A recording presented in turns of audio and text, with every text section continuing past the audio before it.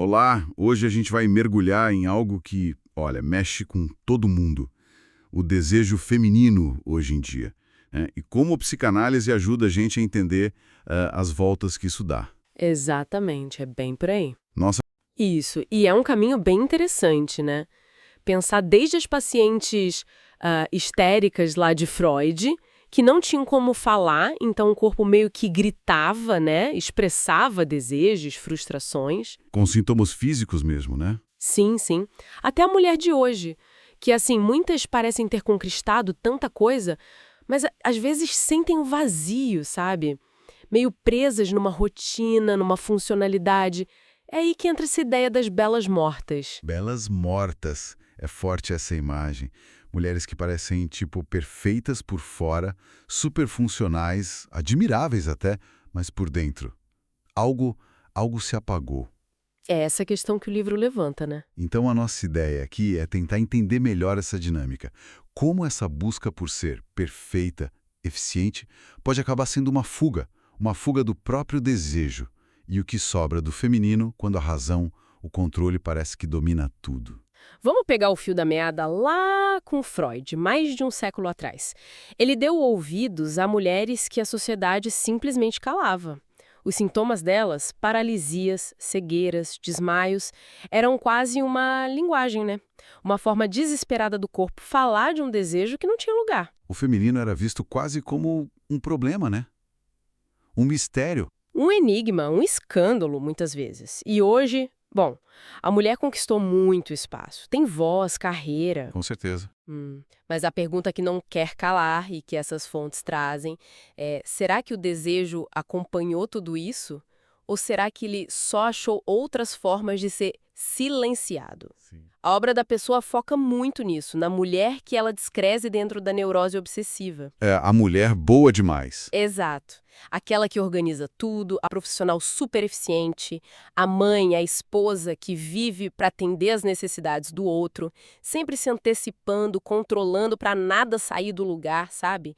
Ela quer ser útil, necessária, quase indispensável. Mas isso deve ter um custo alto, né? A autora até fala disso, que elas parecem ter sacrificado o desejo em nome da razão, do controle. O foco vira ser funcional e não ser desejada ou desejante. Exatamente. Por fora tá tudo ótimo, né? Uma fachada de sucesso, controle, mas por dentro, muitas vezes um sentimento de vazio, de não existir de verdade. São as belas, mas subjetivamente mortas. Entendi. Uhum. E essa morte é sutil, né? Às vezes é até elogiada. Nossa, como ela dá conta de tudo. A mulher que não erra, não reclama, não falha, não transborda emoções que podem ser vistas como inadequadas. Tipo, a perfeição como uma forma de controle, de censura mesmo. É por aí. Acaba sendo um ideal de perfeição que domestica o que há de mais vivo, de mais singular no feminino. Censura o desejo e também o que a psicanálise chama de gozo. Gozo. Explica um pouco melhor essa ideia. Olha, o gozo na psicanálise, principalmente lacaniana, é uma satisfação que vai além do prazer comum, sabe? Toca em algo mais fundamental, às vezes até meio disruptivo, que escapa ao controle total. Interessante. E as fontes colocam essa mulher boa demais em contraste com outra figura, a perversa. Como ela entra nessa história? Uhum. Bom, a figura da perversa nessa leitura psicanalítica é aquela que, ao contrário da obsessiva, não recua desse gozo. Ela até o exibe, desafia limites, busca poder, controle, admiração, às vezes de forma bem implacável. Uhum. Parece gritar, nada me falta, né? Isso, numa busca sem fim por mais status, mais consumo, mais domínio sobre o outro. Mas, então, esse gozo todo, essa busca incessante, isso é desejo de verdade? Aí está um ponto-chave que a psicanálise explora. Esse gozo que a perversa exibe muitas vezes funciona como uma negação radical da falta. A gente parte da ideia na psicanálise que somos seres marcados por uma falta, uma incompletude que nos funda e que é justamente o motor do desejo. Entendi. Preenchendo com poder, com objetos, ela também acaba se distanciando do desejo genuíno, que vive justamente nesse espaço da falta, do que escapa.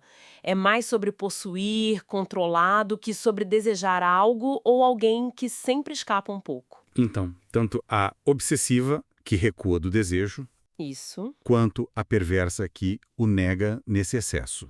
Isso. Ambas têm uma dificuldade em sustentar o desejo como essa força vital ligada à falta, né? Exatamente.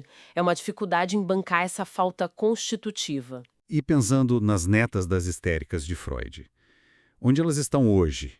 Porque os sintomas mudaram, né? A gente não vê mais tanto desmaio por aí. Os sintomas se atualizaram com certeza. Os textos sugerem que, em vez daquela conversão no corpo mais clássica, talvez a gente veja mais depressão funcional. Sabe? A pessoa funciona, trabalha, faz tudo, mas sem vida, sem brilho. Burnout também, imagino.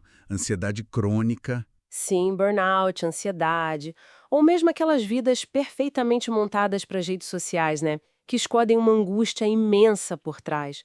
É como se a explosão do corpo tivesse virado uma implosão silenciosa. Mulheres que, como as fontes dizem, conquistaram a voz, mas talvez não se escutem mais, né?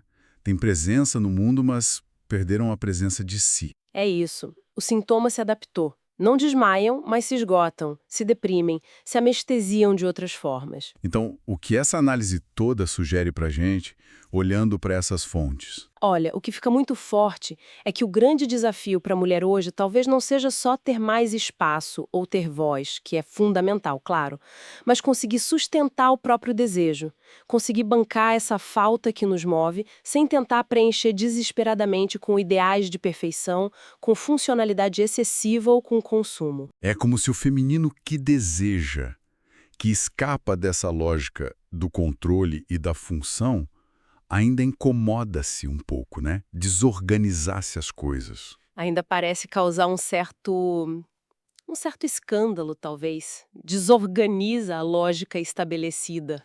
Isso deixa a gente com uma reflexão final importante que vem dessas leituras. Se o desejo feminino autêntico ainda tem esse potencial de furar a lógica da função, do controle, como é que se cultiva isso? Como sustentar essa força vital? Como ficar nesse lugar potente que parece estar entre a vida pulsante e essa morte subjetiva sem cair na armadilha da função vazia ou da performance? Fica aí. Fica aí algo para a gente pensar, né? Com certeza. Uma questão fundamental para hoje.